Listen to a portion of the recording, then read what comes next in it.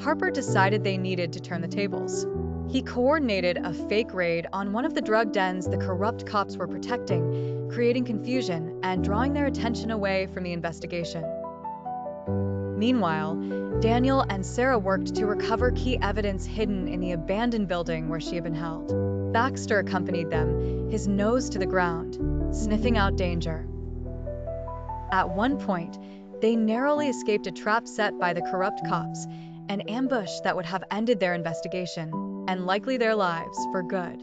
Thanks to Baxter's instincts, they managed to avoid a deadly shootout.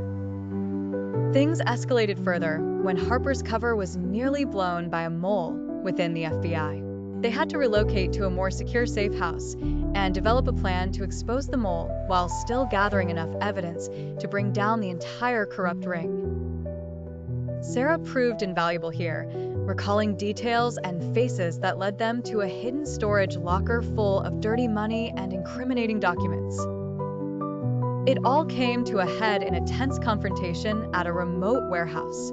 Harper's small team, Daniel, Sarah, and Baxter arrived, only to find that they'd walked into a trap.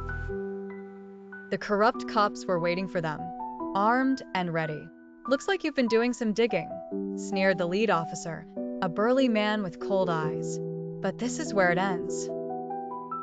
For a moment, it seemed like everything was lost, but then a series of loud bangs echoed through the warehouse. Harper had called in backup, a SWAT team he trusted completely. In the chaos that followed, Daniel managed to tackle one of the corrupt cops, while Harper disarmed another. Baxter, not to be left out, lunged at a third, knocking him off balance and causing him to drop his weapon. The firefight was short but intense. When the smoke cleared, the corrupt officers were in handcuffs, and Harper had the evidence he needed to ensure they'd never see the light of day again. With the corrupt officers exposed and taken down, Sarah's name was cleared. She had been brave in the face of danger, and her courage had brought justice not only for herself, but for others who had suffered at the hands of these crooked cops. Daniel, Sarah, and Harper stood outside the courthouse a few weeks later, watching as the corrupt officers were led away in chains. "I guess this is it," Sarah said softly, a sense of relief washing over her. "Not quite," Harper replied with a smile. "There's still paperwork. Lots and lots of paperwork."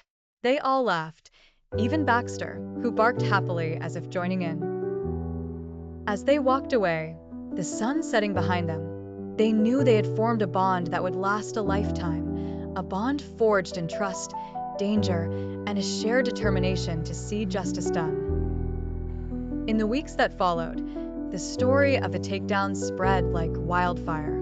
It was a tale of bravery, corruption, and justice that captivated the public's imagination. The media dubbed it the betrayal within blue, highlighting the courage of Sarah and her newfound allies in taking down the corrupt officers.